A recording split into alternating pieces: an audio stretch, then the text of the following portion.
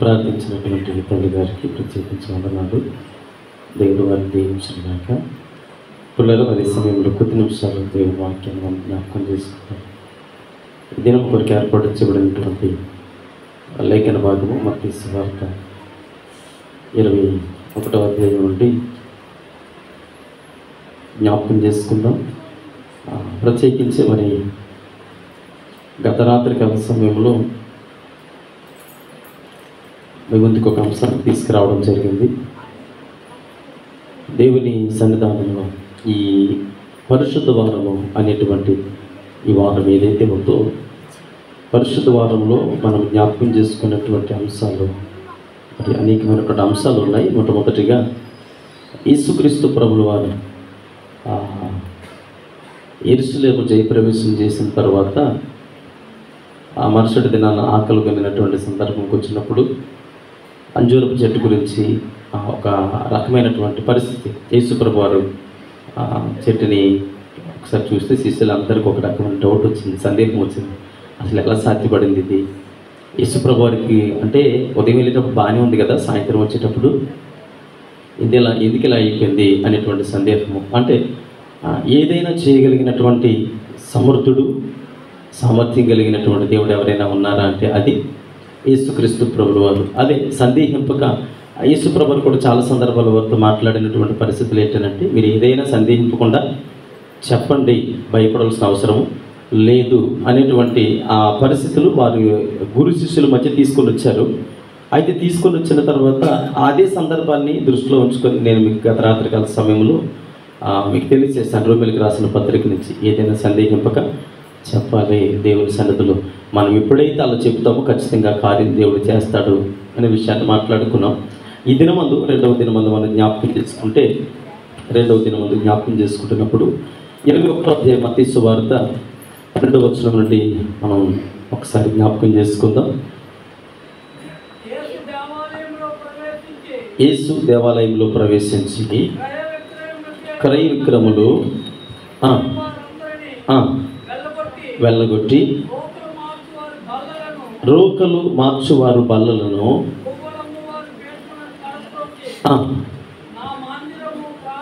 నా మందిరము ప్రార్థనా మందిరము అనబడండి. చాలండి. ఇక్కడ మనం జ్ఞాపకం చేసుకుంటున్నప్పుడు రెండవది ఈ దినం యొక్క అంశము మనం జ్ఞాపకం చేసుకుంటే టైటిల్ ఆయాసకరమైనవి ఉన్నాయా అనేటువంటి ఆ మాటను మనం జ్ఞాపకం చేసుకుంటూ ఉన్నాము. నేను కాల సమయం ముందు యేసుక్రీస్తు ప్రభుల వారితో సహవాసం చేసినటువంటి ఈ శిష్యులైతేనేమి, అలాగే మనతోనైతేనేమి మాట్లాడేటువంటి పరిస్థితి ఏంటంటే, దేహాలకు నివృత్తినటువంటి నాదుడు ఆయన మాత్రమే అని జ్ఞాపకం చేసుకుంటున్నాం. రెండవది ఆయాసకరమైనవి ఉన్నాయా అంటే, ఆయాసకరమైనవి ఉన్నాయా అని అంటే మనకు తెలుసు వాటికి చాలా రకాలైనటువంటి పరిస్థితులు లేదా అనేక రకాల పదాలు మనం ఆపాదించవచ్చు.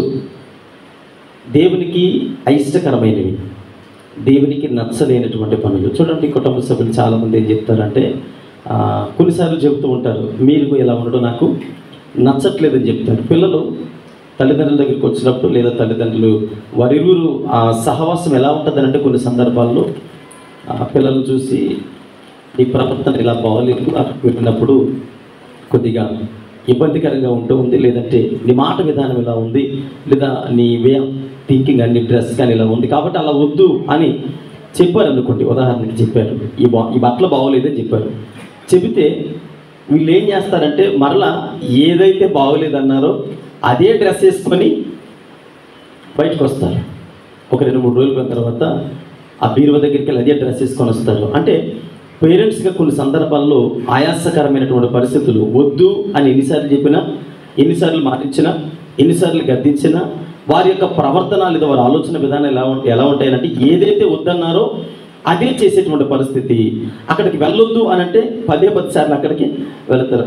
అది చెయ్యొద్దు అని అంటే అదే చేస్తూ ఉంటారు. అంటే ఇది చాలా సందర్భాలు మనకు వచ్చేటువంటి అనుమానం ఏంటంటే, ఆయాసకరం అనగానే వెంటనే చాలా రకాలైనటువంటి లోతుల్లోకి వెళ్ళిపోతాం. మనకు బాగా తెలిసినటువంటి లోతు ఏంటంటే, ఆజ్ఞాతిక్రమమే పాపము అంటే, ఆజ్ఞాతిక్రమమే పాపము అనగానే ఇది ఆయాసకరము. ఇది మాత్రమే కాదు, ఇక్కడ మీరు చూడండి, ఒక మాట పౌలు గారితో సౌలుతో సమూయేలు చెబుతాడు. దేవుడి సన్నిధానంలో మాట్లాడుతూ, అయ్యా ఇదిగో నీ కానుకలు, నీ అర్పణలు ఇవన్నీ కాదు, కానీ మాట వినటం, సమీపించి మాట వింటే చాలు. ఆయన సన్నిధిలో ఆయనకి దగ్గరగా ఉంటే ఆయన మాట వింటే చాలు పొంగిపోతాడట. ఎవరు దేవుడు. ఆయనకి సమీపంగా ఉంటే ఆయన మాట వింటే చాలు. మాట అంటే వినలేనంత కాలము మనం ఎంత దేవుని సన్నిధిలో ప్రయాసపడినా దానివల్ల ఆయన ఏ విధమైన సాటిస్ఫాక్షన్ పొందలేడట. అందుకనే భక్తుడైనటువంటి దావీదు గారి విషయంలో కూడా మనం జ్ఞాపకం చేసుకుంటే ఆయన అంటాడు, ఇతడు నా హృదయానుసారుడు అనేటువంటి ఆ సందర్భాన్ని తీసుకొస్తున్నాడు. ఎందుకు హృదయానుసారుడు అంటే మీరు జ్ఞాపకం చేసుకోండి, దావీదు విషయంలో కానీ అబ్రహాము విషయంలో కానీ దేవుడు అన్నాడు, ఇతడు నా స్నేహితుడు. ఎవరు స్నేహితుడు? అబ్రహాము గారి దేవునికి స్నేహితుడట. ఇప్పుడు సొదొమ గొమొర్రా పట్టణాల విషయంలో దేవుడు వచ్చి అంటాడు అబ్రహాముతో, నీకు చెప్పకుండా అసలు నేను ఉండగలనా? నీ దగ్గర ఏ విషయాన్నైనా నేను దాయగలనా? అసలు ఎలా ఉండగలను నీకు చెప్పకుండా అని అంటే, ఇప్పుడు వారిరువురికి మధ్యలో ఉన్నటువంటి పరిస్థితులు ఎలా ఉన్నాయి? అబ్రహాము గారు దేవుని సన్నిధానంలో ఎలా ఉన్నారని అంటే, ఏది దేవుడు చేయొద్దు అన్నాడో దానికి మరలా ఇంకొకసారి కన్నులెత్తి చూడడానికి ఇష్టపడలేదు. హల్లెలూయా, హల్లెలూయా. అంటే ఆయాసగా తన మనస్సును బాధ పెట్టేవాడిగా లేడు అని మనకు అర్థమవుతుంది. ఇక్కడ దావీదు విషయంలో కూడా చూస్తే, ఇతడు నా హృదయానుసారుడు, నా హృదయంలో ఏదైతే నేను ఆలోచన చేస్తూ ఉన్నానో దానిని అనుసరించి దావీదు నడుస్తూ ఉన్నాడు. అంటే ఈ రెండు సందర్భాలు నేను మీకు పరిచయం చేసుకుంటూ ఈరోజు ఏర్పాటు చేయబడినటువంటి వాక్యాంశంలోనికి వెళదాం. చూడండి, 12వ వచనములు చదివితే, యేసు దేవాలయంలో ప్రవేశించి, యేసు దేవాలయములో ప్రవేశించి, దేవాలయం అనగా మనందరికీ తెలిసి యెరూషలేము జయప్రవేశం అనగానే నేను ఫామ్ సండే రోజు నేను మీకు తెలియజేశాను, యేసు ప్రభు వారిని వారు చూసినటువంటి దృక్పథం వేరు. యేసు ప్రభు వారి మీద వారికి ఉన్న ఆలోచన ఏంటంటే, చాలా సందర్భాల్లో మీకు జ్ఞాపకం చేస్తాను, యేసు ప్రభు వారిని ఒక రాజుగా చూశారు, బాహ్య సంబంధమైనటువంటి రాజుగా చూశారు. ఆయన రాజు అయితే చాలు, మిగిలినటువంటి పదవులలో మనము కూర్చోవచ్చు, ఏ విధమైనటువంటి ఇబ్బంది ఉండదు అనేటువంటి ఒక అంటే ఆలోచనలు ఎవరున్నారు? తన చుట్టూ ఉండే ప్రజలు ఉన్నారు. అయితే యేసు ప్రభు వారు జయప్రవేశం చేసిన వెంటనే ఆ పట్టణాన్ని చూసి ఏడ్చేటట్టు దూరముగా అందరూ ఈయన వైపు చూస్తుంటే ఈయనేమో పట్టణ వైపు చూస్తూ ఉన్నాడట, ఏడుస్తూ ఉన్నాడు. ఎందుకు ఏడ్చాడు అనే సందర్భాన్ని కూడా నేను మీకు వివరణించాను. ఎందుకంటే ఇది అందమైనటువంటి పట్టణము, నా జీవాత్మను ఊదినటువంటి పట్టణము, నా స్వహస్తాలతో తయారు చేసుకున్నటువంటి పట్టణము. పట్టణం అనగా ఈరోజు కూర్చున్న నీవు నేనే అని కూడా నేను తెలియజేశాను. అయితే ఇప్పుడు ఆ పట్టణాన్ని చూసి ఏడ్చినటువంటి యేసుక్రీస్తు ప్రభుల వారు అక్కడికి వచ్చారు. అనగా చూడండి, మనకి 1 కొరింథీయులకు రాసిన పత్రిక 3వ అధ్యాయం 16వ వచనం చదవండి. 1 కొరింథీయులకు రాసిన పత్రిక 3వ అధ్యాయము 16వ వచనములు చదివితే, మీరు దేవుని ఆలయమై ఉన్నారని చాలండి. యేసు ప్రభు వారు దేవాలయంలో ప్రవేశించారు. ఈ దేవాలయం ఎవరని పౌలు గారు తెలియజేస్తూ ఉన్నారు, మీరు దేవుని ఆలయమై ఉన్నారని. ఇప్పుడు యేసు ప్రభు వారు ప్రవేశించిన ఆలయం ఎవరండి? ఆ పట్టణం అనగా మనమే. ఇప్పుడు ఆ పట్టణంలోకి వచ్చిన తర్వాత దేవాలయంలో ప్రవేశించారట. అంటే చాలా సందర్భాల్లో మీరు ప్రకటన గ్రంథంలో ఒక సందర్భం దగ్గర చూస్తే, భక్తుడైనటువంటి యోహాను గారు రాస్తారు, ఆయన హృదయం అనే తలుపు దగ్గర నిలబడి తడుతూ ఉన్నాడట.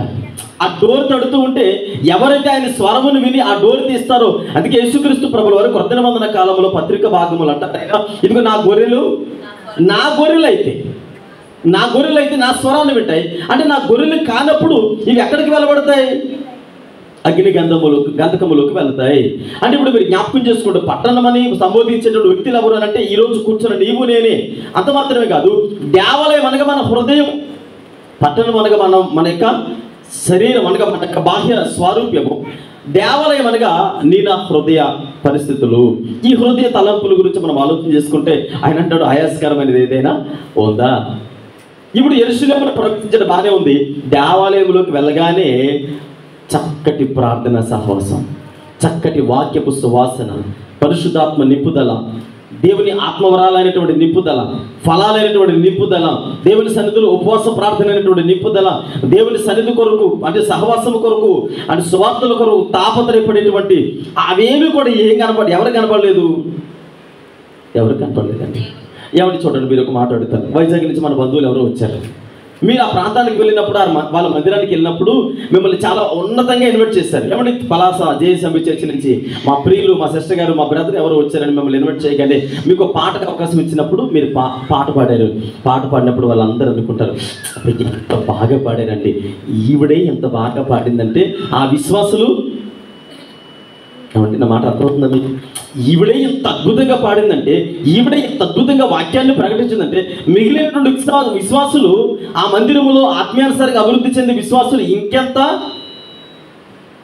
ఏమంటే ఇంకెంత అభివృద్ధి చెంది ఉంటారంట, ఇంకెంత బాగా అభివృద్ధి చెంది ఉంటారు అనేటువంటి ఒక డౌట్. ఒకరోజు అన్ఎక్స్పెక్టెడ్గా మన మందిరానికి వచ్చారు. మందిరానికి వచ్చినప్పుడు అల్లరితో కూడిన అట్టపట్లు, అనేక రకాలైనటువంటి విభేదాలు, రకరకాల పరిస్థితులు, అంటే స్వార్థపూరితమైనటువంటి సహవాసాలు, భయభక్తులు లేనటువంటి క్రమము, దేవుని సన్నిధి అంటే ఎలా ఉండాలో తెలియలేనటువంటి నడవడిక, దేవుని మందిరం అంటే వెక్కిలి చేష్టాలు చేసుకుంటూ ఎవరికి వారిగా ఇది దేవుని మందిరము అనేటువంటి వివేచనను కోల్పోయి మన ఇష్టానుసారమైనటువంటి ప్రవర్తన, ఎవరిష్టం వచ్చినట్లుగా వారు దేవుని సేవకుడు వాక్యాన్ని ప్రకటిస్తున్నప్పుడు ఒకరేమో చెక్కిల గిత్తలు పెట్టుకుంటూ, ఇంకొకరేమో గిచ్చుకుంటూ, నవ్వుకుంటూ, జోకులు వేసుకుంటూ, కొంతమంది ఏమో అలా అంటే ఎవరి వైపు ఎవరి ఇష్టానుసారంగా వాళ్ళు తిరుగుతున్నారు అనుకోండి. విశ్వాసులు ఏమంటారు, అది బయట నుండి వచ్చిన వారు ఏమంటారంటే, ఉంటే ఇలాగే ఉండాలండి దేవుని మందిరం, ఇది కదా దేవుని మందిరం అంటే, ఇది కదా ప్రార్థన సహవాసం అంటే. మా మందిరం ఉంది, మా పాస్టర్ గారు స్కూల్ హెడ్ మాస్టర్ లాగా బిహేవ్ చేస్తాడండి, కనీసం తల ఎలా తిప్పినప్పుడు ఎప్పుడు వాక్యం అంటాడు, ప్రార్థన అంటాడు, ఉపవాసం అంటాడు, ఎప్పుడు సహవాసం అంటాడు, క్రమశిక్షణ అంటాడు. ఎక్కడే పరలోకం వెళ్ళినప్పుడు ఎలాగ క్రమం ఉంటుంది, అక్కడ నిత్యము పరిశుద్ధుడు పరిశుద్ధుడు పరిశుద్ధుడని గాన ప్రతిగానముతో దేవదూతలతో పాటుగా మేము కూడా ఆర్భాటం చేయాలి. అక్కడ ఎలాగ క్రమం ఉంటుంది, అదేదో ఎక్కడ కొద్ది మాకు ఆటవిడికి ఉండాలి కదా అని ఎవరు అనుకోవాలి? మన మందిరాన్ని చూడడానికి వచ్చిన విశ్వాసులు అనుకోవాలా? ఏమండి, ఎలా ఉండాలి దేవుని సన్నిధిలో అని అంటే, ఆయాసకరమైనది ఏదైనా ఉందా, లేదా ఆయాసకరమైనవి ఉన్నాయా అని అంటే ఎవరు ఆయాసపడకూడదు.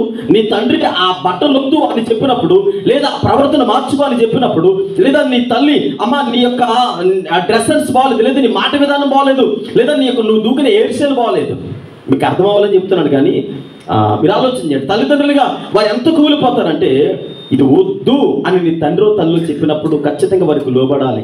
ఎందుకని ఇవ్వబడిన పదార్థంలో తల్లిదండ్రులకి లోబడాలని ఉంది. ఇప్పుడు కనిపించే తల్లిదండ్రులకి నువ్వు లోబడలేనప్పుడు కనబడలేనటువంటి దేవుడికి ఎలా లోబడతావు? ఇప్పుడు ఇక్కడ లోబడలేనప్పుడు పరలోకంలో ఎలా అయితే ఇక్కడే ఆరాధన చేయడం రాదు, ఇక్కడే స్తుతించడానికి మనసు ఒప్పదు, ఇక్కడే వాక్యమందు శ్రద్ధ ఉండదు, ఇక్కడే దేవుని క్రమం ఉండదు, అక్కడ మనకి వేరే వేరే స్థలాలే ఉండవు కదా, ఒకటే స్థలము. శివభక్తుడు అదే చూసి అంటాడు కదా, ఆయన గడప కమ్ములు పునాదులు అదురుతూ ఉన్నాయి. ఆయన గడప కమ్ములు పునాదులు అంటే ఆ దేవదూతుల యొక్క స్తుతి ఆరాధన వింటున్నప్పుడు ఎంత భయం కలిగిందో అప్పుడు అనుకున్నాడు, అయ్యో ఈ స్థలానికి నేను అర్హుడిని కాదు కదా, నేను అపవిత్రుడిని అని ఒప్పుకున్నాడు. అంటే మన భక్తి జీవితాన్ని ఎలా కంపేర్ చేసుకోవాలి, ఎలా సరి చేసుకోవడానికి ఇష్టపడాలంటే, ఈ లోకంలో ఉన్నప్పుడే ఆయన నీ దేవాలయంలో ప్రవేశించినప్పుడు, నీ హృదయంలో ప్రవేశించినప్పుడు ఏం చూడగలగాలి? నీ హృదయంలోకి ప్రవేశించిన తర్వాత మరి నీ హృదయము ఏ విధముగా నువ్వు దేవునికి చూపించగలుగుతున్నావు? అసలు దేవుని ఆలయం అంటే ఏంటి? దేవుని ఆలయానికి ఉండేటువంటి ఆ శ్రేష్టత ఏంటి? కొన్ని విషయాలు నేను ముందుకు తీసుకొని వస్తా.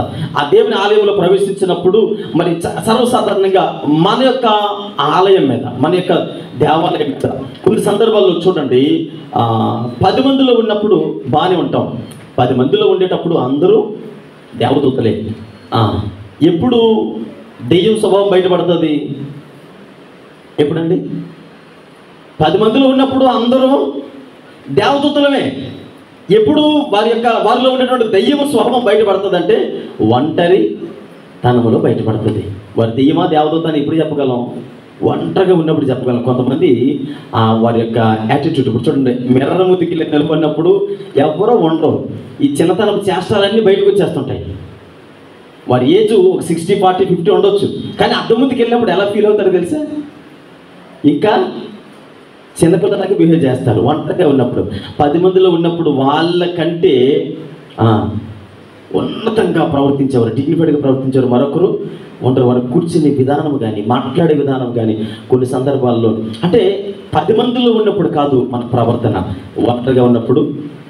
ఇక్కడ చూడండి, మొట్టమొదటిగా ఇక్కడ మనం జ్ఞాపకం చేసుకుంటున్నప్పుడు ఇర్మియా గ్రంథము 7వ అధ్యాయము 11వ వచనం ఒకసారి చదవండి. ఇర్మియా గ్రంథము 11వ అధ్యాయం 7వ అధ్యాయం 11వ వచనం. అమ్మా, నాది అని చాటబడిన ఈ మందిరము చాలండి. ఇది ఎవరిది? ఈ మందిరం ఎవరిది? ఏమండి?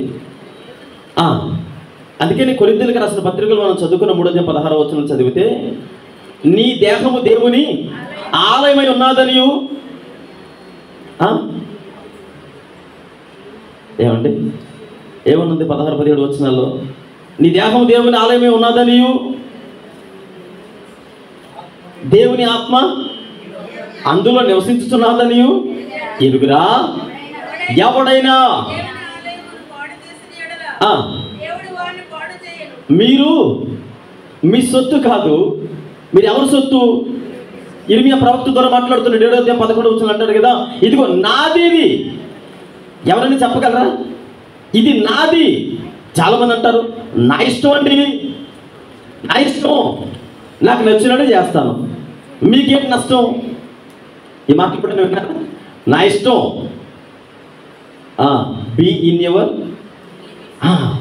మరి మామూలు అరే మీకు అనవసరం అండి, అనవసరమైన విషయాలు తాగుదూరిస్తే మర్యాదగా. మరి ఇప్పుడు నేనేమంటాను ఇక్కడ 11వ వచనంలో? ఆయనకి చెబుదామా బీ ఇన్ యువర్ లిమిట్స్ అని? చెప్పగలమా? ఏమన్నారు 11వ వచనంలో? నాది అని చాటబడిన ఈ మందిరము, అదన్నమాట. ఇది నాది. ఎప్పుడు వెలిగించాలో అప్పుడు వెలిగించగలను, ఎప్పుడు పడగొట్టాలో అప్పుడు పడగొట్టగలను. ఇది నాది, నా ఇష్టం అని నువ్వు ప్రవర్తించడానికి నీ చేతుల్లో లేదు. మనలో ఉండేటువంటి ఆత్మదీపము ఆయన పెట్టినటువంటి భిక్ష. ఒకరి ప్రాణమును పెట్టాలన్నా, ఒకరి ప్రాణమును తీయాలన్నా ఎవరి చేతుల్లో ఉంది? ఆయన చేతుల్లోనే ఉంది. కనుక ఈ దేవాలయమును ఎలా చూసుకోవాలి? చాలా పొదుపుగా చూసుకోవాలి, చాలా జాగ్రత్తగా కాపాడుకోవాలి, చాలా పొందుకగా దాన్ని అమర్చుకోవాలి. దేవాలయము అంటే దేవుని దృష్టికి అందమైనదిగా, శ్రేష్టమైనదిగా, పవిత్రమైనదిగా, ఆయనకు సువాసనలు వెదచల్లేటువంటి దేవాలయముగా ఉండాలి. దూరం నుంచి చూసి ఏడుస్తూ ఉన్నాడు. ఇది ఆధ్యాత్మికంగా మనం మలుచుకున్నప్పుడు మరి చాలా విధాలుగా వర్ణించవలసి వస్తూ ఉంది. మీరు గమనించండి, ఆయన పరలోక మహిమను విడిచి ఎక్కడికి వచ్చారట? భూమికి తను రిక్తునిగా చేసుకొని వచ్చాడు. ఎందుకు రిక్తునిగా మార్చుకోవలసి వచ్చిందనంటే, మనుషుడిని తాను స్వరూపంలో తయారు చేసుకున్నాడు. మనుషుడిని తన పోలికలో తయారు చేసుకున్న తర్వాత మనుషుడి వైపు ఆయన పరలోకం నుండి తొంగి చూశాడట. తొంగి ఎవరైనా నాకు సాక్షులుగా ఒకరైనా కనబడతారేమోనంటే అని చూస్తే బండ సందులలో ఒక్కడు కూడా, పురాతనమైన మార్గంలో నిలుచుకుంటున్నాడు, ఒక్కడు కూడా ఆయన మార్గము, ఆయన నీతిని, యథార్థతను, పరిశుద్ధతను ప్రకటించేవాడు ఒక్కడు కూడా లేడు. అంటే ఆయన ఆకాశం నుండి వంగి చూడగా నరులందరూ చెడిపోయారు. అప్పుడు అనుకున్నాడు, యెరూషలేము ప్రవేశము, జయప్రవేశము జరిగినప్పుడు దూరం నుంచి చూసి యెరూషలేమును చూసి ఎలాగైతే ఏడ్చాడో, మనుషులుగా మనలను ఆకాశము నుండి వంగి చూసిన తర్వాత ఆయన కూడా హృదయ భయంకరమైనటువంటి వేదనతో నిండిపోయినప్పుడు అనుకున్నాడు, ప్రవక్తలను పంపించాడు, యాజకులను పంపించాడు, అనేక మంది రాజులను పంపించాడు. అయితే చివరికి జరిగినటువంటి సందర్భం ఏంటంటే, నా బిడ్డల కొరకు నేనే వెళ్ళాలి అని దుఃఖకరమైనటువంటి పరిస్థితులు, వేదనకరమైన పరిస్థితులు తనను తాను రిక్తరిగి చేసుకునే లోకానికి వచ్చేసాడు. ఇప్పుడు దేవాలయం దగ్గరకు వచ్చాడు. దూరం నుంచి చూసినప్పుడు మన కోసం రావాలనుకున్నాడు. ఎందుకని? ఇది నాది. చాలా సందర్భాల్లో మీరు గమనించండి, యేసుక్రీస్తు ప్రభువు వారు యెరూషలేము వెళుతూ ఉంటే పేతురు అన్నాడు, అయ్యా అక్కడికి వెళ్తే చచ్చిపోతావు కదా, వాళ్ళు చంపేస్తారన్నావు కదా, 3వ దినం అంటే మిమ్మల్ని సిలువేస్తారన్నారు కదా, కాబట్టి వద్దయ్యా అంటే యేసుప్రభువు అన్నారు, మరలా 3వ దినాన్ని తిరిగి లేస్తాను, ఏం పర్వాలేదు అంటే వద్దయ్యా అని అంటే నన్ను ఆపడానికి నన్ను ఆపొద్దు అని చెప్పారు. సరే, యేసుప్రభువు వారు ఈ లోకానికి వచ్చారు. దూరం నుండి చూసి యెరూషలేమును చూసి ఎలాగైతే ఏడ్చాడో, యెరూషలేముతో పోల్చబడిన నిన్ను నన్ను చూసి ఆయన వేదనకరమైన స్థితుల్లో లోకానికి వచ్చాడు. ఎందుకని? ఆయాసకరమైనటువంటి సంఘటనలు, ఆయాసకరమైనటువంటి పరిస్థితులు మన జీవితాలలో ఉన్నాయి కనుక. అందుకనే మనం జ్ఞాపకం చేసుకుంటాం, మనం అపరాధముల చేతను, మన పాపముల చేతను మనము చచ్చిన వారమై ఉండగా ఆయన మన కొరకు లోకానికి వచ్చారట. దూరం నుండి చూసినప్పుడు మన పోలికలు కనబడుతూ ఉన్నాయి. ఆయన పుట్టించేటప్పుడు, తయారు చేసినప్పుడు ఏ స్వరూపంలో ఉన్నాం, ఎలా ప్రతిబింబించబడ్డాం, ఆయన జీవాత్మను మనలో కూదినప్పుడు ఆయన పరిశుద్ధులుగా, నీతిమంతులుగా, యథార్థపరులుగా మనుషులను తయారు చేసుకున్నాడు తన పోలిక. అంటే చాలా సందర్భాల్లో చూడండి, ఈ అబ్బాయి సేమ్ అలా అమలాగా ఉంటాడని అంటారు. అలా అమలాగా ఉంటాడు. వాళ్ళిద్దరిని తీసుకెళ్ళి తంబయించండి. వీళ్ళమ్మ ఫింగర్ ప్రింట్ పెట్టుకుంది అనుకోండి, మొబైల్కి ఏదో లాక్ పెట్టుకుంది, సేమ్ వాళ్ళ అమ్మలాగే ఉందండి అని తీసుకెళ్ళి ఆ అమ్మాయి తంబెట్టించండి, అక్కడ వస్తుందా లాకు? ఎందుకు రాదు? అమ్మలాగే ఉంది కదా. ఏమండి? అంటే పోలిక. మనుషుడు దేవుని పోలికలో పుట్టాడు, కానీ దేవుని స్వరూపాన్ని మాత్రం ధరించుకోలేకపోయాడు. అపవిత్రతలో, అయోగ్యతలో, దేవునికి ఆయాసకరమైనటువంటి మార్గంలో నిలిచినప్పుడు దేవుడు చూశాడు, ఈ లోకానికి వచ్చాడు. అయితే దూరం నుండి చూశాడు, ఇప్పుడు దగ్గరికి రావాల్సినటువంటి పరిస్థితి వచ్చింది. 3.5 సంవత్సరాలు మనతోనే సహవాసం చేస్తూ ఉన్నాడు. అనేక దినాలుగా, అనేక నెలలుగా, సంవత్సరాలుగా ఏ మందిరంలోనైతే కూర్చొని ఆయన వాక్కులు వింటూ ఉన్నావు. ఆనాడు 3.5 సంవత్సరాల పరిచర్య కాలంలో యేసుక్రీస్తు ప్రభుల వారు చేయలేనటువంటి కార్యం అంటే ఏది కూడా లేదు, ప్రకటించలేనటువంటి వాక్యం ఏది కూడా లేదు. రాజుల దగ్గరను, యాజకుల దగ్గరను, శాస్త్రులు, పరిచయులు, సద్దుకాయలు, కడు పేదల దగ్గర, సమరయుల దగ్గర కూడా ఆయన వాక్యాన్ని ప్రకటించాడు. అంటే ప్రతి స్థలం ముందు వాక్యాన్ని ప్రకటించాడు. అసలు వెళ్ళలేనటువంటి కనాను ప్రాంతమైనటువంటి ఆ ప్రాంతాన్ని కూడా ఒక్కసారి నేను వాక్యాన్ని ప్రకటించినటువంటి పరిస్థితులు ఉన్నాయి. ఈరోజు ప్రపంచ నలుమూలలకి ఆయన వాక్కు వెల్లడైంది. అయితే ఇప్పుడు ఆయన నెక్స్ట్ చేయబోయేటువంటి పరిస్థితి అంటే ఆ పని ఏంటంటే దేవాలయంలోకి ప్రవేశించబోతూ ఉన్నాడు. ఏంటా దేవాలయము? నీనా హృదయము. దేవాలయంలోకి ప్రవేశించినప్పుడు మన హృదయాలు ఏ విధంగా ఉన్నాయి? ఆనాడు యెరూషలేము దేవాలయంలోకి ప్రవేశించినప్పుడు యేసుప్రభువుకి ఏం కనబడ్డాయట? క్రయ విక్రయములు చేసేవారు కనబడ్డారట. అంత మాత్రమే కాదు, పావురాలని, గొవ్వలని, రోకల మార్చేవారిని ఆయన చూసి మనస్తాపానికి గురయ్యాడు. ఇప్పుడు ఈరోజు నీ దేవాలయంలోకి ప్రవేశించినప్పుడు నీ దేవాలయంలో ఏమున్నాయి? స్తుతి, ప్రార్థన, వాక్యము, ఇంకా ఆయన కొరకు తపన, సువార్త ప్రకటించాలనేటువంటి జీలు, ఇవన్నీ ఉన్నాయా? దేవుని కొరకే నా ప్రాణం పోతే ఆయన కొరకే పోవాలి, ఉంటే ఆయన కొరకే బ్రతకాలి అనేటువంటి ఆ పరిస్థితులు నీ దేవాలయంలో ఉన్నాయా? అందుకనే చాలా సందర్భాల్లో నా ఇష్టము అనే కంటే ఆయన అంటాడు కదా, నీ అధికారం అంటే నీ జీవితం మీద, నీ బ్రతుకు మీద ఆయన అధికారమునకు ఒప్పుకోవాలి. ఎప్పుడైతే మనం ఆయన అధికారమునకు ఒప్పుకుంటామో ఆయన మనల్ని ఎలా నడిపించాలో, ఎలా తీర్చిదిద్దాలో సమస్తము ఎరిగినటువంటి దేవుడు కనుక నీ మీద ఆయన సర్వాధికారం కలిగినటువంటి దేవుడు. చూడండి, కీర్తన 93వ కీర్తన భాగములో 5వ చరణంలో ఒక మాటను మనం జ్ఞాపకం చేసుకుందాం. 93వ కీర్తన భాగము. అమ్మా, నీ శాసనములు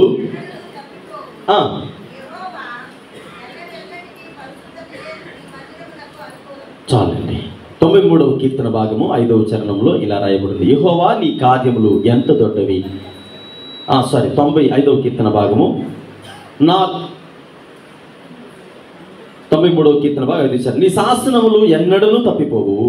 యెహోవా ఎన్నటన్నటికీ పరిశుద్ధతయే నీ మందిరమునకు అనుకూలము. మందిరం అనగా ఏంటి? మన హృదయము. ఆయన మన మందిరములో ప్రవేశించేటప్పటికీ ఈ హృదయం ఎలా ఉండాలని కోరుకుంటూ ఉన్నాడు. ఆయనకి ఏమీ కోరుకోవడం లేదు. ఎన్నటన్నటికీ కూడా, ఎప్పటికైనా, ఎన్ని తరాలకైనా, మన పితరుల తరంలో చూసింది అదే, మన పూర్వీకుల తరంలో చూసింది అదే, ఇప్పుడు మన తరంలో చూసింది అదే, మన పిల్లల తరంలో కూడా ఆయన చూసింది ఏం చూస్తూ ఉన్నాడు? మన కానుకలో, మన సేవా దృక్పథము, లేదంటే మనం ఇచ్చేటువంటి రకరకాల పరిస్థితుల్లో ఈవులో కాదు, కానీ ఆయన కేవలం మన నుంచి ఏం కోరుకుంటున్నాడంటే కేవలము పరిశుద్ధతయే ఆయన మన నుంచి ఆశించేది. అందుకని ఇక్కడ భక్తుడు దావీదు అంటాడు, యెహోవా ఎన్నటన్నటికీ పరిశుద్ధతయే నీ మందిరమునకు అనుకూలము. ఈనాడు మందిరాలు పాడైపోతూ ఉన్నాయి. ఇర్మియా ప్రవక్త ఒక చోట అంటాడు, హృదయం అన్నిటికంటే ఘోరమైన వ్యాధి కలిగినది, దాన్ని గ్రహింపగలిగిన వాడు ఈ లోకంలో ఎవ్వరు. నీ హృదయంలో ఏం ఆలోచన చేస్తూ ఉన్నారు, నా హృదయంలో నేను ఏం ఆలోచన చేస్తున్నాను, ఎవరైనా గ్రహించగలవా?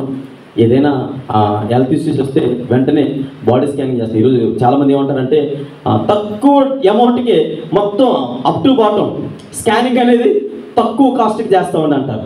ఏ స్కానింగ్ చేసినా, ఏ ఎంఆర్ స్కానింగ్, ఏ స్కానింగ్ అయినా కావచ్చు, హృదయంలో ఏం ఆలోచిస్తున్నామో చెప్పేటువంటి స్కానింగ్ ఏమైనా ఉందా? ఎక్కడ కూడా రాలేదు. ఇంకా ఆ స్కానింగ్ రిపోర్ట్స్ ఇచ్చేటువంటి వ్యక్తి ఎవరైనా ఉన్నారంటే మనము ఆరాధించేటువంటి యేసుక్రీస్తు ప్రభువు వారు మాత్రమే. అందుకనే ఆయన అంటారు, ఒక చోటకు వచ్చినప్పుడు హృదయ రహస్యములను ఎరిగినటువంటి ఒక సందర్భం వచ్చింది. పిలుపు నతనీయుల మధ్య సందర్భం వచ్చినప్పుడు ఇద్దరు మాట్లాడుకుంటూ ఉన్నారు. రావయ్యా కొద్దిగా మనం అలా వెళ్దామని అంటే ఒక ఆయన అంటాడు, ఎందుకు ఎక్కడికి? నజరేతు గురించి ఏం చెప్తూ ఉన్నావు? నజరేతులో మంచిది కాదు, అసలు అక్కడ అదంతా పాడైపోయిన ప్రదేశాలు కదా, అక్కడ ఏది కూడా శ్రేష్టమైనది లేదు కదా అంటే, ఎప్పుడో వినుంటావు కానీ ఇప్పుడు వచ్చి చూడు అక్కడ ఏముంది, శ్రేష్టమైనటువంటి యేసుక్రీస్తు ప్రభువు వారు వచ్చారని నతానియేలు పిలుపు మధ్య సంభాషణ జరుగుతూ ఉంటే యేసు ప్రభు వారు అక్కడికి రానే వచ్చారు. వచ్చినప్పుడు ఇప్పుడు యేసు ప్రభు నజరేయుడు అయినటువంటి యేసు అంటే ఈయనేనా అంటే, ఆ గలిలీ ప్రాంతం అంతా కూడా నిష్ప్రయోజనమైన ప్రాంతం కదా, శపితమైన ప్రాంతం కదా అని అంటే, అప్పుడు యేసు ప్రభు వారు వచ్చి నతనీయేలుతో మాట్లాడతారు. నతనీయేలు, నా పేరు మీకు ఎలా తెలుసు? నీ పేరే కాదు, నువ్వు అంజూరపు చెట్టు కింద కూర్చున్నప్పుడు నీ స్థితిగతులు కూడా నాకు, అరే నేను ఆ చెట్టు కింద కూర్చున్నాను నేను ఎలా తెలిసింది కానంటే, నీ పుట్టుపూర్వతలు లేని ఎరిగినటువంటి దేవుడు, జగత్ పునాది వేయబడక మునిపే నిన్ను ఏ విధంగా ఉండాలో రూపించినటువంటి దేవుడు, ఆలోచన చేసినటువంటి దేవుడు. ఆఫ్టర్ ఆల్ చెట్టు కింద కూర్చున్నప్పుడు నువ్వేం ఆలోచన చేస్తున్నావు తెలీదా? ఏ స్కానింగ్ మిషన్కి అందలేనటువంటి రహస్యాలు ఆయనకు మాత్రమే సాధ్యము. నతనీయేలు అంటాడు, నువ్వు అంజూరపు చెట్టు కింద కూర్చున్నప్పుడు, ఆ చెట్టు కింద కూర్చున్నప్పుడు నీ ఆలోచన ఏంటో నేను చూస్తానయ్యా, నువ్వు ఎక్కడ కూర్చున్నావు అనగానే అవకేపుడు అంటే పిల్లలు జ్ఞాపకం చేసుకోండి. ఆయన మనల్ని చేయి కోరుకుంటున్నారు అంటే పరిశుద్ధత మాత్రమే ఆయన కోరుకుంటూ ఉన్నారని జ్ఞాపకం చేసుకుంటూ ఉన్నాం. అందుకని ఆయన ఈ దేవాలయము ఆయనది. ఇర్మియా ప్రవక్త చెప్పినట్టుగా 7:11 చెప్పినట్టుగా ఆయన అంటాడు, నాది అని ప్రకటించబడినటువంటి ఈ మందిరం ఎలా మార్చేస్తూ ఉన్నారు? దొంగల గుహగా మార్చేస్తూ ఉన్నారు, దొంగల గుహగా మార్చేస్తూ ఉన్నారు. నేను మరలా తెలియజేస్తాను, ఆధ్యాత్మికంగా యేసు ప్రభువుని మనం సరిపోల్చుకుంటే ఆయన దూరం నుండి వంగు చూసినప్పుడు, ఆకాశం నుండి వంగు చూసినప్పుడు నరులందరూ కూడా చెడిపోయి ఉన్నారు. ఆయనకి వచ్చారు. వచ్చిన తర్వాత ఇప్పుడు నీ హృదయ ప్రవేశం చేయబోతూ ఉన్నారు. యెరూషలేము ప్రవేశం అయిపోయింది. దూరం చూసి ఏడ్చారు, బాగానే ఉంది. అయితే ఇప్పుడు నీ హృదయ ప్రవేశము, నీ హృదయాన్ని తడుతూ ఉన్నారు. ఆయన నీ హృదయంలో లేదా దేవాలయం అని పిలబడే, మందిరం అనేటువంటి పిలబడే నీ హృదయంలో ప్రవేశించినప్పుడు ఏం కనబడాలి అని అంటే, ఆయన సన్నిధానంలో పరిశుద్ధత కనబడాలి. ఒక ప్రశ్న మిమ్మల్ని అడగలను, మీ అందరికీ చాలా తెలిసినటువంటి ప్రశ్నే. ఎంతమంది బైబిల్ చదువుతున్నారో దీన్ని బట్టి నేను తెలుసుకోవాలనుకుంటూ ఉన్నాను. చెప్పులు తీసి రమ్మని దేవుడు చెప్పినటువంటి వ్యక్తి ఎవరు? మోషే. అందరూ బైబిల్ చదువుతున్నారని చక్కగా అర్థమవుతుంది. చెప్పులు తీసి చెప్పులు అక్కడ వదిలిపెట్టేసి రా అని పిలిచినటువంటి వ్యక్తి మోసేనా? ఇంకెవరు లేరా? ఉన్నారా ఎవరైనా? యేసుక్రీస్తు ప్రభువు. ఇంకా సరే, యెహోషువ గ్రంథం చూడండి ఒకసారి. యెహోషువ గ్రంథము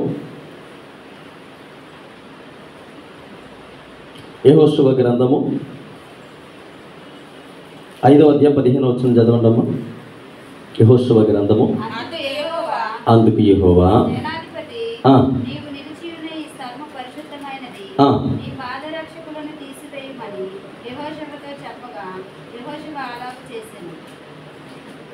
ఎవరితో చెప్పారు అంటే, బైబిల్ గ్రంథంలో దేవుడు మోషేతో మాత్రమే కాదు ఇంకొక ఆయనతో కూడా చెప్పినట్టుగా మనకు అర్థమవుతుంది. అంటే మీరు చూడండి, ఆయన పరిశుద్ధతను కోరుకుంటూ ఉన్నారు. చెప్పులు దేనికి సాదృశ్యము? అపవిత్రతకి సాదృశ్యము. ఎందుకని? చెప్పులు వేసుకొని వెళ్ళకూడని ప్రదేశాలు కూడా కొన్నిసార్లు అక్కడ బాగలేదు అనుకోండి, చాలామంది ఏమంటారంటే, చెప్పులు లేకుండా తిరుగుతున్నాం ఏంటి, అక్కడ బాగలేదు కదా అంటారు. అంటే చెప్పులు దేనికి సాదృశ్యము? ఇప్పుడు అపవిత్రత అనేటువంటి ప్రదేశంలో అవన్నీ సంచరించి తీసుకొని వచ్చి అదే చెప్పులతోటి అపవిత్రత పాదరక్షలతో ఎక్కడికి వచ్చేస్తాం? దేవుని పాద సన్నిధానమునకు. అంటే నేను మీకు అర్థమవ్వాలి తెలియజేసి చర్చలోకి వస్తున్నారని కాదు నేను అనేది. ఆ పాదరక్షకులు అపవిత్రతకి సాదృశ్యంగా ఉన్నాయి. ఇప్పుడు పరిశుద్ధత కోరుకున్నటువంటి దేవుని సన్నిధానంలో మన బ్రతుకులో ఆయన చూసేటువంటి పరిస్థితి ఏంటంటే అపవిత్రతను అక్కడ వదిలిపెట్టి నా దగ్గరికి రావాలి. ఇప్పుడు నీ దేవాలయమైనటువంటి హృదయంలో ప్రవేశించాలంటే ఈ అపవిత్రత అయినటువంటి పాదరక్షలు అంటే అప్ టు బాటం ఉంటాం కదా, అరికాలు నుంచి నడినెత్తు వరకు స్వస్థత కొంచెమైనను లేదంటారు. స్వస్థత అంటే అది రోగం కాదు, అపవిత్రత. మీరు చూడండి, అందుకని హృదయం అన్నిటికంటే మోసకరమైనది, భయంకరమైన ఘోరమైన రోగం అంటే అది జబ్బు కాదు, అపవిత్రత. రోగము అనేటువంటి పదము కొన్నిసార్లు అనారోగ్యానికి సాదృశ్యంగా ఉంది, కొన్నిసార్లు రోగం అనేది అపవిత్రత. కొన్నిసార్లు మీరే అంటారు ఆ పదం నేను వాడకూడదు, మీకు తెలుసు. ఈయనకి ఏమి